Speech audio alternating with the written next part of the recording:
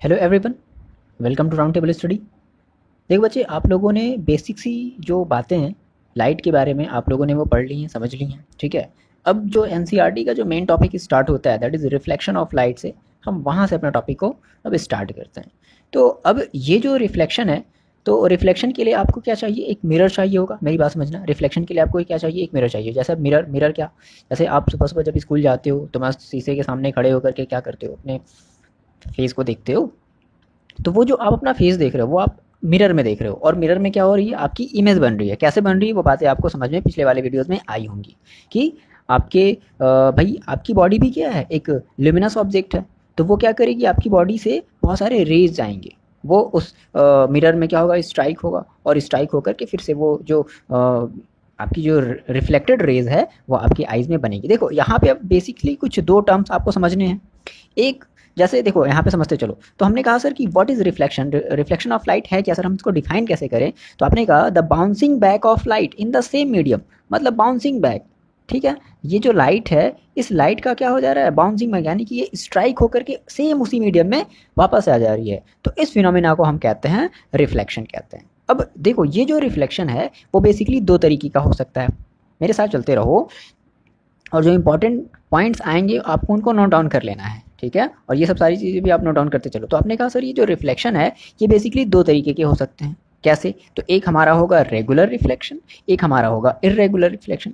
अब सर ये regular reflection का मतलब क्या है? तो देखो बच्चे, रेगुलर रिफ्लेक्शन में क्या होता है कि आपकी जो रेज होती है, ठीक है, जैसे देखो पहले यहाँ पे आप पहले कुछ दो टर्म समझो। वो दो बेसिकली आपको दो टाइप के आपको रेज पढ़ने हैं। एक आपका होता है इंसिडेंट रे, और एक आपका होता है रिफ्लेक्टेड रेज। तो इंसिडेंट रे क्या होता है? जैसे मान लो आपने कहा कि सर आप यहाँ पर खड़े हो, ठीक है, आप यहाँ पर खड़े हो, ठीक, सॉरी, आप यहाँ पर मान लो ऐसे खड़े हो, तो क्या होगी? आपकी बॉडी से बहुत सारे रेज निकलेंगे। तो आपकी बॉडी से ये जो रेज निकली, ठीक है, ये वाली जो रेज निकली, आप इसको कहोगे इंसिडेंट रे। कौन सा रे कहोगे? इंसिडेंट रे, है ना, दैट इज IR। आप इसको क्या कहोगे? Incident ray. अब ये देखो, अब ये जो रेज है ये इस मिरर से टकराई, इस मिरर पर फॉल हुई, और फॉल होने के बाद ये वापस उसी मीडियम में इस तरीके से चली गई। तो ये जो रे बना है, इस रे को हम कहते हैं रिफ्लेक्टेड रे। क्या कहते हैं?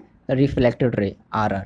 ओके, ये दो बातें आपको समझनी है। तो क्या होता है रेगुलर रिफ्लेक्शन में? क्या होता है, देखो रेगुलर रिफ्लेक्शन में आपकी जो सरफेस होती है, ये जो, जैसे आपने कहा कि सर मेरे पास एक मिरर है, समझते चलना आपने, आप यहाँ से समझते चलो कि आपने कहा सर मेरे पास एक मिरर है, और ये जो मिरर है इसकी जो सरफेस है बहुत ज़्यादा स्मूथ है। भाई होती ही है, स्मूथ बहुत ज़्यादा होती है। तो जब अगर सरफेस, अगर मिरर का सरफेस बहुत ज़्यादा स्मूथ होगा और उस पर अगर कोई रे अगर फॉल होगी, तो वहाँ से जो रे रिफ्लेक्ट होगी, तो उस रिफ्लेक्शन को हम कहेंगे रेगुलर रिफ्लेक्शन। आ रही बात समझ में? जैसे आपने कहा कि यहाँ से एक बॉडी, एक रे आपकी यहाँ से फॉल हुई, इस मिरर पर फॉल हुई, और ये वापस ऐसे चली गई। फिर एक दूसरी पैरेलल रे, ठीक है, एक दूसरी पैरेलल ले, इस मिरर पर फॉल हुई और ये ऐसे चली गई। ठीक है, तो इस टाइप का जो रिफ्लेक्शन हो रहा है मिरर में, वो हम उस टाइप के रिफ्लेक्शन को कहते हैं रेगुलर रिफ्लेक्शन। ओके, आ रही बात समझ में? मतलब कि इस केस में आपका जो मिरर है एकदम मस्त स्मूथ है, आपको अपना जो फेस है बहुत अच्छा दिखाई दे रहा है। ठीक है, जैसे हो आप वैसे ही आपको अपना फेस जो है वो नज़र आ रहा है। तो इस टाइप का जो रिफ्लेक्शन होगा वो आपका होगा रेगुलर रिफ्लेक्शन। अच्छा सर, ये फिर इर्रेगुलर रिफ्लेक्शन क्या है? तो अब इर्रेगुलर रिफ्लेक्शन कैसे समझो? मान लो आपने अपना फेस देखा, बहुत अच्छा नज़र आया, अब क्या कर दो? उसी मिरर को फोड़ दो। ऐसा करना नहीं, ठीक है, मार खाओगे बहुत ज़्यादा। फोड़ दो, फोड़ दिया, तो आपने क्या देखा कि जब आपने फोड़ दिया तो आपकी जो मिरर है वो कई सारे पार्ट में बट गई, डिवाइड हो गई। ठीक है, अब आप उसमें अपना फेस देखो तो कैसा नज़र आएगा? एक एक सर है आपका, तो क्या एक सर नज़र आएगा? नहीं, 10 सर नज़र आएंगे। ठीक है, मतलब रावण बन जाओगे आप। नहीं, रावण नहीं बनोगे। तो इस तरीके से, यानी कि अब जो, देखो अब फिर से आप यहाँ पर मान लो खड़े हो, ठीक है, आपकी एक रे जो है वो इस मिरर पर फॉल हुई, इस मिरर के सरफेस पर फॉल हुई, और ये मिरर का जो सरफेस है अब इस रे को क्या कर दिया? वापस इस तरीके से रिफ्लेक्ट कर दिया। लेकिन अब मान लो कोई दूसरी रे मान लो फॉल हुई। भाई आपकी बॉडी से बहुत सारे रे, मैंने आपको बताया था ना पिछले वाले वीडियोज़ में कि किस तरीके से रे हमारी चलती रहती हैं। एक दूसरी रे इस तरीके से मान लो आई। अब ये, इसको भी क्या था, देखो इस वाले केस में भी क्या था, इस वाले केस में ये दोनों आपस में ऐसे पैरेलल चल रहे थे, लेकिन इस केस में क्या होगा? ये पैरेलल नहीं चलेंगे, कुछ ऐसे चला जाएगा। तो इस टाइप का जो रिफ्लेक्शन होगा हम उसको कहेंगे इर्रेगुलर रिफ्लेक्शन। यानी कि इर्रेगुलर रिफ्लेक्शन के लिए आपका जो मिरर का जो सरफेस होगा वो इर्रेगुलर होगा, मतलब कहीं कहीं फूटा हुआ, या फिर कहीं ऊपर नीचे मतलब इस तरीके से, जैसे जैसे कोई ऐसे मिरर भी होते हैं जिनमें आप अपना फेस देखते हो तो थोड़ा सा लंबा, थोड़ा सा छोटा, थोड़ा सा चपटा नज़र आता है, तो वो बेसिकली इरेगुलर रिफ्लेक्शन होता है।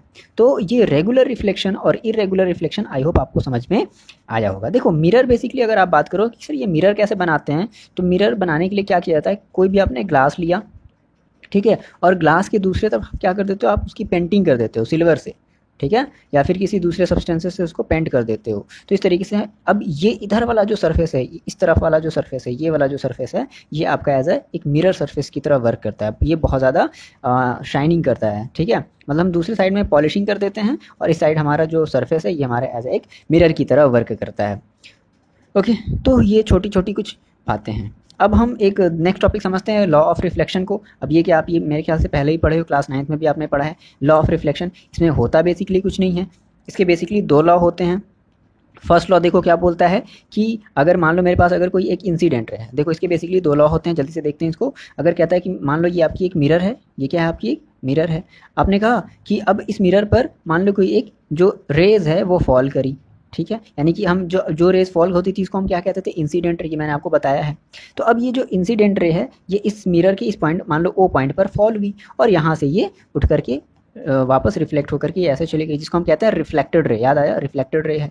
और ये हमारा, तो अब देखो क्या है कि इस इंसिडेंट रे और रिफ्लेक्टेड के बीच में मतलब हम क्या करते हैं, हम एक नॉर्मल लाइन ड्रॉ करते हैं। ये हमारी एक नॉर्मल लाइन है। तो फर्स्ट रे जो फर्स्ट लॉ है, लॉज ऑफ रिफ्लेक्शन का जो फर्स्ट लॉ है वो बेसिकली क्या बताता है कि जो आपकी इंसिडेंट रे होती है, ठीक है, और जो आपकी रिफ्लेक्टेड रे होती है और जो नॉर्मल होता है, वो तीनों के तीनों क्या करते हैं, एक ही सेम प्लेन पर लाई करते हैं। आई बात सुनने, इट मीन्स हम क्या कह सकते हैं, the incident ray, reflected ray and normal all lie in the same plane. That is the first law of the law of reflection. Okay, तो ये बेसिकली आपका फर्स्ट लॉ है। अच्छा, अब अगर हम बात करें सेकेंड लॉ की, देखो सेकेंड लॉ क्या होता है। सेकेंड लॉ देखो बेसिकली क्या बोलता है, यहाँ पे समझो, आप फिगर में समझो, आप तो उसको देख भी सकते हो। देखो सेकेंड लॉ बेसिकली क्या बोलता है कि अब देखो क्या हुआ कि जब ये इंसिडेंट जो रे है, अब इसने क्या किया, इस नॉर्मल के साथ एक एंगल बनाया ना, कौन सा एंगल बनाया, angle I. Incident that is I, याद रखना, इंसिडेंट रे के साथ जो एंगल बनेगा वो क्या बनेगा, आई, यानी कि उनको कहेंगे इंसिडेंट एंगल, ठीक है। अब ये जो रिफ्लेक्टेड रेज है जो ऐसे गई है, इसको हम एरो के थ्रू ऐसे दिखाएंगे। भाई किसी भी आप रेज को कैसे दिखाओगे कि किधर जा रही है, इनवर्ड है आउटवर्ड है, कैसे दिखाओगे उसको, एरो के थ्रू है, ये हमेशा दिखाना। तो ये जो रिफ्लेक्टेड रेज है और ये रिफ्लेक्टेड रे जो इस नॉर्मल के साथ जो एंगल बना रही है उसको हम कहते हैं रिफ्लेक्टेड एंगल, ठीक है, that is angle of reflection, उसको हम कहते हैं, इसको हम डिनोट करते हैं आर से, दैट इज रिफ्लेक्टेड का फर्स्ट लेटर जो है, फर्स्ट वर्ड जो है, सॉरी फर्स्ट लेटर जो है, ठीक है। तो अब ये जो आई है और जो आर है वो आपस में क्या होते हैं, इक्वल होते हैं, यानी कि जितना एंगल यहाँ बनेगा सेम उतना ही एंगल सेम उतना ही एंगल से हमारी ये जो रिफ्लेक्टेड रे है वो भी पास आउट हो जाएगी। तो इसी लॉ को हम कहते हैं सेकेंड लॉ, यानी कि जो एंगल ऑफ रिफ्लेक्शन होता है that is r is equal to angle of incidence, तो इसी को हम कहते हैं सेकेंड लॉ। आगे बातें समझ में, ये आप इसको नोट डाउन कर लो, मोस्ट इंपॉर्टेंट है। फॉर एग्जाम्पल आपने कहा कि सर मेरा मान लो आपने कहा कि सर ये मेरी एक मिरर देखो हमेशा ऐसे बनाना, ये ऐसे पॉलिशिंग कर देना नीचे की तरफ, और ये मान लो ये आपका नॉर्मल है। आपने कहा ये मेरी एक जो इंसिडेंट लाइन है, इंसिडेंट रे है, वो यहाँ आई और ऐसे चली गई, ठीक। अब मान लो मैंने कहा कि मान लो ये 45 डिग्री पर फॉल हुई थी, तो ये भी कितने डिग्री पर जाएगी, ये भी 45 डिग्री पर चली जाएगी छोड़ करके, ठीक है। अच्छा, एक और कंडीशन हो सकती है, मान लो अगर मैं कहूँ कि सर अगर हमें रेज को अगर मान लो 90 डिग्री पर अगर फॉल कराना है तो आप क्या करोगे। मान लो आपने कहा कि सर ये मेरा एक नॉर्मल था, ये क्या था, नॉर्मल था। अब 90 डिग्री पर मतलब कि परपेंडिकुलर फॉल कराना, सॉरी 90 डिग्री नहीं उसको कहेंगे, उसको हम कहेंगे 0 डिग्री। मैंने कहा कि अब आपकी ये एक इंसिडेंट रे है, इस तरीके से फॉल भी, तो वापस यानी कि अब देखो ये नॉर्मल के साथ कितने डिग्री का एंगल बना रही है, 0 है ना भाई। आपका नॉर्मल भी यही है और रेज भी इसी पर है, तो कहाँ कोई एंगल बन रहा है क्या, नहीं बन रहा है, दैट इज 0। और यानी कि एक रे ये आपकी इंसिडेंट रे हो गई और ये फिर वापस इसी रास्ते पर क्या हो जाएगी, वापस रिफ्लेक्ट बैक हो जाएगी। तो इस केस में हम ये देख सकते हैं, ठीक है, कि जो हमारी इंसिडेंट रे है और जो रिफ्लेक्टेड रे है वो दोनों सेम एंगल हमेशा आपस में बनाते हैं, इसी को हम कहते हैं सेकेंड लॉ। ओके, तो ये बेसिकली दो लॉ हैं। और एक बात हमेशा ध्यान रखना कि यहाँ से जो रेगुलर और जो इरेगुलर रिफ्लेक्शन हो रहा है, ये दोनों जो दोनों की दोनों जो रिफ्लेक्शन है, ये दोनों की दोनों रिफ्लेक्शन हमारे लॉज ऑफ रिफ्लेक्शन को फॉलो करते हैं। ये मोस्ट इंपॉर्टेंट चीज़ है, ध्यान रखना, ये ऑब्जेक्टिव क्वेश्चन में पूछा जाता है। ऐसा नहीं है कि ये इरेगुलर रिफ्लेक्शन है, इसमें तो इमेज तो बढ़िया नहीं बन रहा है, इमेज बढ़िया नहीं बन रहा है मतलब हमारा ये सेकेंड जो लॉज ऑफ रिफ्लेक्शन है इसको फॉलो नहीं करेगा, नहीं, ये दोनों, ये भी, ये जो इरेगुलर रिफ्लेक्शन है और ये जो रेगुलर रिफ्लेक्शन है, ये दोनों के दोनों जो हैं वो आपके लॉज ऑफ रिफ्लेक्शन को मस्ट है कि हमेशा फॉलो करेंगे। देखो हमेशा नेचर में जितने भी आपकी इमेज फॉर्मेशन का जो भी काम होता है वो सारे के सारे क्या करते हैं, वो सारे के सारे लॉज ऑफ रिफ्लेक्शन को फॉलो करते हैं हमेशा। वो चाहे आप स्फेरिकल मिरर के बारे में पढ़ोगे, वो आप चाहे प्लेन वो ये देखो, ये बेसिकली अभी हम लोग प्लेन मिरर के बारे में पढ़ रहे हैं, है ना। तो प्लेन मिरर के बारे में पढ़ रहे हैं, तो ये जितनी भी चीज़ें हैं वो सारे के सारे जो भी ये जो रिफ्लेक्शन से रिलेटेड जो भी हम फिनोमेना जो भी यूज़ करेंगे, ये सारे के सारे रिफ्लेक्शन हमारे लॉज ऑफ रिफ्लेक्शन को फॉलो करते हैं। ओके सर, इतनी बातें समझ में आपको आ रही हैं, ठीक है। अच्छा, अब बेसिक्स से अब हम यहाँ पे हमारा जो एक और मेन मोस्ट इंपॉर्टेंट टॉपिक है वो है formation of image by a plane mirror. अब इसको समझते हैं ये क्या होता है।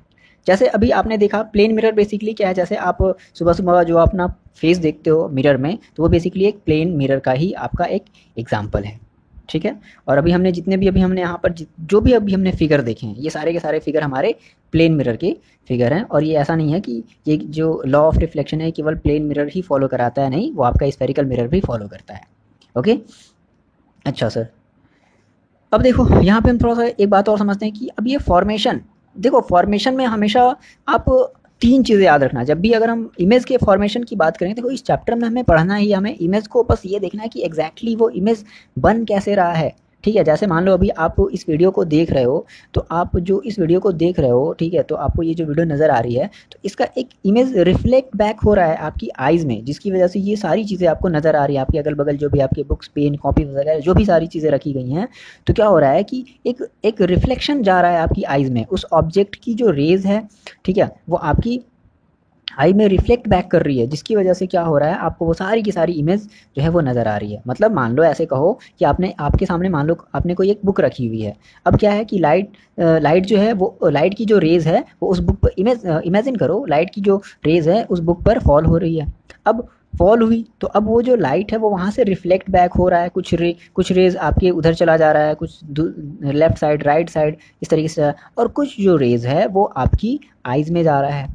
तो वही जो रिफ्लेक्टेड रेज आपकी आइज़ में जा रहा है, तो उस वजह से आपको वो बुक या आपको वो पेन जो है वो नज़र आ रहा है, ठीक है। तो एक बात आप यहाँ से याद रख लो कि जो इमेज आप जो देख रहे हो वो रेज के रिफ्लेक्ट होने की वजह से आपको दिख रहा है, ठीक है। ये बात आ रही समझ में कि आप जो इमेज देख रहे हो वो आपके रेज के रिफ्लेक्शन की वजह से आपको वो इमेज दिख पा रही है। अगर रेज का रिफ्लेक्शन नहीं होगा तो आपको वो इमेज नहीं दिखेगी। फॉर एग्जाम्पल आपने लाइट बंद कर दी, नहीं दिखेगा, क्यों? क्योंकि लाइट का रिफ्लेक्शन हो ही नहीं रहा है। ओके सर, इतनी सी बातें आ रही हैं समझ में। तो अब हम ये समझते हैं कि जो प्लेन हमारी जो मिरर होती है उसमें हमारा जो इमेज बनता है उसकी बेसिकली क्या क्या कैसी कैसी क्या प्रॉपर्टीज़ होती हैं, हम यहाँ पे ये थोड़ा सा देखते हैं। तो अगर हम जब भी बात करेंगे इमेज की, तो इमेज में आप हमेशा तीन चीज़ें याद रखना कि इमेज की पोजीशन क्या होती है।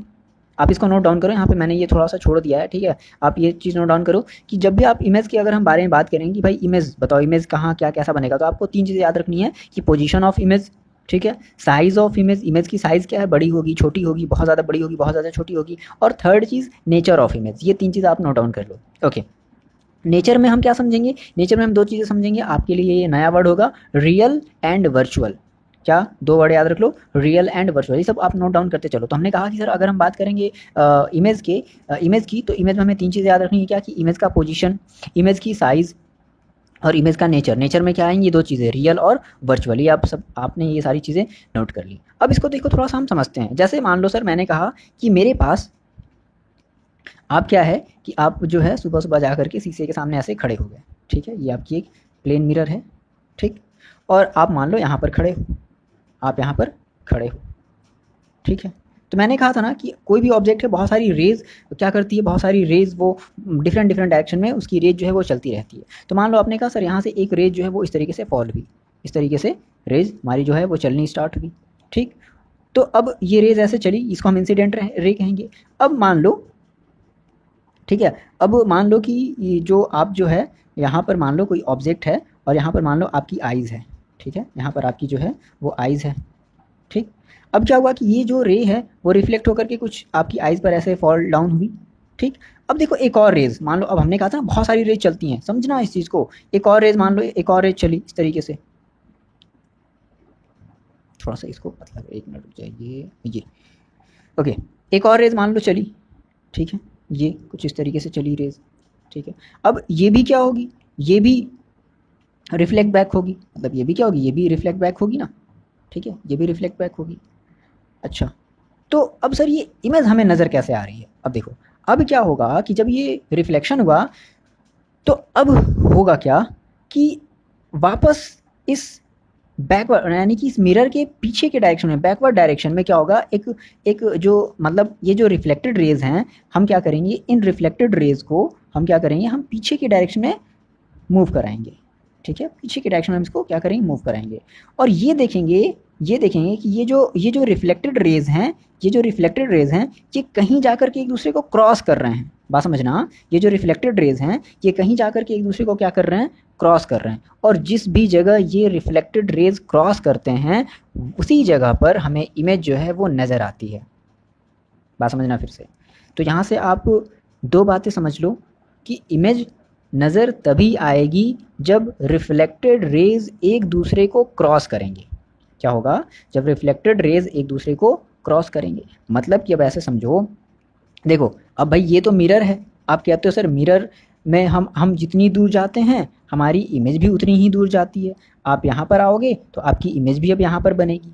इसका मतलब है कि जो आपकी जो इमेज बन रही है, मतलब आप एक हो गए ऑब्जेक्ट, आप क्या हो गए, ऑब्जेक्ट हो गए, और ये जो बन रही है आपकी इमेज है। तो आपके ऑब्जेक्ट यानी कि आपकी जो इमेज बन रही है, आप जितनी दूर जाओगे उतनी ही दूर बनेगी। प्लेन मिरर के केस में हम बात कर रहे हैं, ठीक है। अच्छा, अब कहो कि सर मिरर में तो इतना बड़ा कोई पोजीशन तो होता नहीं है, क्या मिरर में इतना कोई बड़ा सा इतना कोई जगह होता है क्या? क्या मिरर की हो सकता है शायद। अब अगर आप थोड़े से साइंटिफिक उसमें सोचो, थोड़ा सा हाइपोथेटिकल सोचो, तो आप कह सकते हो कि हाँ भाई मिरर की भी एक अपनी अलग दुनिया होती है। जैसे आपने वो मूवी देखी होगी डॉक्टर स्ट्रेंज वाली, नहीं देखी हो तो जाकर के देखो, ठीक है। तो मिरर की भी अपनी एक अलग दुनिया होती है, वो अलग बात है, वो हम फिल्मों की बात नहीं करते हैं। तो अब यानी कि इस टाइप का जो इमेज है, यानी कि हम खड़े हैं यहाँ, इमेज हमारा बन रहा है यहाँ, तो इस टाइप के इमेज को हम कहते हैं वर्चुअल इमेज। वर्चुअल का मतलब क्या होता है बच्चे? वर्चुअल का मतलब होता है जिसको आप बस केवल फील कर सको, ठीक है, आप उसको केवल फील कर सकते हो। वर्चुअल मीन्स जैसे आप मोबाइल में गेम खेलते हो, मोबाइल वाली हम गेम की बात कर रहे हैं, मोबाइल की गेम। आप मोबाइल में गेम खेलते हो तो वो गेम कैसे हैं? वो सारे के सारे गेम वर्चुअल गेम हैं, ठीक है। आप बाहर निकलो घर के, आप बाहर जाओ, कबड्डी खेलो, दौड़ने वाला गेम खेलो, कुछ ऐसा क्रिकेट गेम वाला गेम खेलो बाहर जा कर के, फील्ड में जा कर के, तो वो सब हमारे रियल गेम हैं। तो यानी कि हमारी जो प्लेन मिरर है, इस प्लेन मिरर में हमारी जो इमेज बन रही है वो हमारी कैसी इमेज है? वो हमारी वर्चुअल इमेज है। आ गई बात समझ में? वर्चुअल का मतलब कि केवल इमेजिनरी, आप केवल इमेजिन कर सकते हो, ठीक है। आप जितनी दूर जाओगे उतनी ही दूर आपकी ये इमेज बनती चली जाएगी। और आप जितने बड़े, आप ये देखोगे कि हम जितने बड़े हैं, जितनी बड़ी हमारी इमेज है, मतलब कि जितना बड़ा ऑब्जेक्ट है उतना ही बड़ा हमारा इमेज भी बनता है। ऐसा होता है ना कि जितने बड़े आप होते हो उतना ही बड़ा आपका, आपके मिरर में भी उतना ही आपका बड़ा इमेज बनता है। तो यानी कि हमने ये कहा कि सर हमारी जो इमेज है वो ऑब्जेक्ट के बराबर बन रही है। बात समझना, यहाँ से पॉइंट समझना, ऑब्जेक्ट के बराबर बन रही है। दूसरी चीज़ कि हम जितनी दूर जा रहे हैं मिरर से, हमारी इमेज भी उतनी ही दूर बन रही है। और यानी कि ये हमारी जो इमेज है वो मिरर के पीछे है। अब मिरर के पीछे भाई तो कोई दुनिया तो होती नहीं, ओके। तो मिरर के पीछे भाई जब कोई दुनिया नहीं है तो हम उस इमेज को क्या कहेंगे? हम उस इमेज को कहेंगे वर्चुअल इमेज। क्या कहेंगे बच्चे? Virtual image. तो ये बात इतनी आपको समझ में आ गई, ठीक है। बात समझना, देख लो, ठीक है ना। ओके, तो हमने सर यहाँ से कहा कि जो बेसिकली जो कुछ प्रॉपर्टीज़ होती है हमारी इमेज की, यानी कि अगर आप किसी प्लेन मिरर के सामने खड़े हो तो आपकी जो इमेज बनेगी, तो उस इमेज की अब हम प्रॉपर्टी की बात कर लें तो आपको समझ में आ गया कि the image formed by plane mirror is always virtual and erect. Erect का मतलब क्या होता है कि जैसे आप मिरर के सामने खड़े हो, तो आप खड़े हो तो आपकी इमेज भी क्या होगी? जस्ट आपके सामने ऐसे खड़ी होगी। मतलब ऐसा नहीं कि उल्टा, कि आपका सर ऊपर है तो आप उस इमेज में भी आपका सर क्या होगा? ऊपर की तरफ होगा। आपका पैर नीचे है तो इमेज में भी क्या होगा? आपका जो पैर है वो नीचे की तरफ होगा। तो उस पोजीशन को हम कहते हैं इरेक्ट, ठीक है।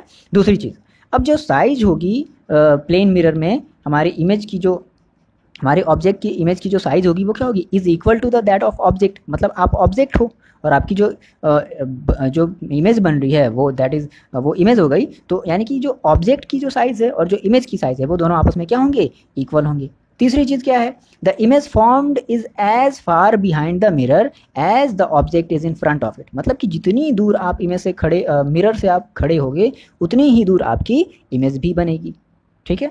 एंड थर्ड चीज and the fourth last, the image is laterally inverted. Inverted का मतलब क्या है कि आप मिरर के सामने खड़े हो तो आपका जो लेफ्ट हैंड है, ठीक है, वो राइट की तरफ हो जाएगा और जो राइट है वो लेफ्ट की तरफ हो जाएगा ना। तो इसको हम कहते हैं लेटरली इन्वर्टेड। दो बातें यहाँ पे ध्यान रखना, इरेक्ट का मतलब और इन्वर्टेड का मतलब। तो ये बेसिक सी कुछ चीज़ें हैं ना, और ये कुछ थोड़ा सा एक एजम्पशन था, मतलब अगर आप इसको स्केल लेकर के अगर एग्जैक्टली अगर आप बनाओगे ना स्केल थ्रू, क्योंकि रेज हमारी हमेशा स्ट्रेट डायरेक्शन में चलती है, तो ये थोड़ा सा स्ट्रेट तो देखो बना नहीं है, तो इस वजह से यहाँ पे थोड़ा सा, लेकिन समझने के लिए मैंने ये सारी चीज़ें आपको बताई हैं कि वर्चुअल क्या होता है, इरेक्ट क्या होता है, ठीक है, और इन्वर्टेड क्या होता है, कैसे क्या मिरर के पीछे जो भी आपकी इमेज बनेगी वो हमेशा क्या होगी, हमेशा वर्चुअल होगी, ध्यान रखना हमेशा वर्चुअल होगी, ठीक है। तो हमें सर इतनी बातें समझ में आ गई। और इमेज हमेशा कब बनेगा, जब भी दो रिफ्लेक्टेड रेज, वर्ड हमेशा ये याद रखो बच्चे कि जब भी दो रिफ्लेक्टेड रेज आपस में एक दूसरे को जहां भी क्रॉस करेंगी वहीं पर आपका इमेज बनेगा, ठीक है। अब देखो इसको समझने के लिए मैंने क्या किया, मैंने एक छोटा सा एक एग्जाम्पल लिया है। देखो ये एक छोटा सा एग्जाम्पल है, जैसे कि मान लो ये आपकी एक प्लेन मिरर है, ये आपकी एक फ्लैट प्लेन मिरर है, ठीक है। और आपने क्या किया, आपने इस मिरर के सामने एक छोटी सी कोई ऑब्जेक्ट जो है इस मिरर के सामने आपने रख दी, बात समझना, समझते चलो आप, ठीक है। और आप क्या करो, आप यहाँ पर इसके सामने खड़े हो जाओ और आप यहाँ की आपकी प्यारी प्यारी दो आंखें यहाँ पर हैं। अब क्या हुआ, देखो अब यहाँ से मैंने कहा कि रे हमेशा स्ट्रेट लाइन में चलती है, तो अब क्या होगा, ढेर सारी रेज क्या होंगी यहाँ से चलेंगी। मान लो ये पहली रेज चली और ये रिफ्लेक्ट होकर के ये कुछ ऐसे चली गई, ठीक है। फिर एक दूसरी रेज चली, यहाँ से बहुत सारी रेज चलती है ना, एक दूसरी रेज चली और ये वापस रिफ्लेक्ट होकर के ये ऐसे यहाँ पर आ गया। सिमिलरली फिर एक बॉटम वाले का ले लो, दो बॉटम वाले की रेज ले लो, एक रेज ऐसे चल करके यहाँ गई, यहाँ गई। अब क्या हुआ भाई, ये सारी की सारी जो रेज है वो क्या हुई, वो आपके आईज में जाकर के स्ट्राइक हो रही है। अब आपकी आई में जो है वो इसकी एक इमेज बनेगी। तो अब वो इमेज कहाँ बनेगी, अब समझो बात को, अब वो इमेज कहाँ बनेगी। तो अब आपने कहा कि अब ये सर जो रिफ्लेक्टेड रेज हैं वो आपस में अब इधर तो कहीं क्रॉस बेसिकली नहीं कर रहे हैं, ऐसे कह लो कि ये जब ऐसे चलेंगे तो ये आपस में एक दूसरे को क्रॉस नहीं कर रहे हैं। लेकिन जब आप इन रेज को जब पीछे की तरफ जब बढ़ाओगे, ठीक है, देखो जब आप इन रेज को जब आप पीछे की तरफ बढ़ाओगे तो ये जो रेज हैं ये आपस में देखो, जैसे कि मान लो ये जो दोनों रेज थी, ये वाली रेज देखो, ये वाली जो रेज है, ये रेज, ठीक है ना, ये रेज कहाँ आपस में एक दूसरे को क्रॉस कर रही है। क्या आप कहोगे नहीं सर यहाँ पे तो क्रॉस करी है, नहीं, ये जो दोनों रेज है ना, देखो ये वाली रेज, ये रेज इस तरीके से चली जाएगी, ये वाली रेज इस तरीके से चली जाएगी, तो देखो कहाँ क्रॉस करी है, और फैलती जा रही है, ये और डाइवर्ज होती जा रही है। आ रही बात समझ में।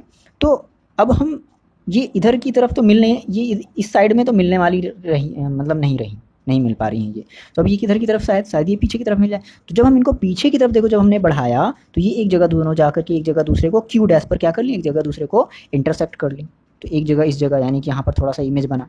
अब एक और जो बॉटम वाला जो पोर्शन था, तो अब ये वाली रेज भी कहीं दोनों मिलेंगी नहीं। अब जब हम इनको पीछे की तरफ बढ़ाएंगे, इन रिफ्लेक्टेड रेज को अगर हम पीछे की तरफ बढ़ाते हैं तो ये एक जगह जाकर के क्रॉस करेंगी, और इस तरीके से हमारी ये पूरी की पूरी जो ऑब्जेक्ट है वो हमें जितनी जहाँ पर ये रखी गई है सेम उतनी ही डिस्टेंस पर हमें ये वाली ऑब्जेक्ट भी नज़र आएगी।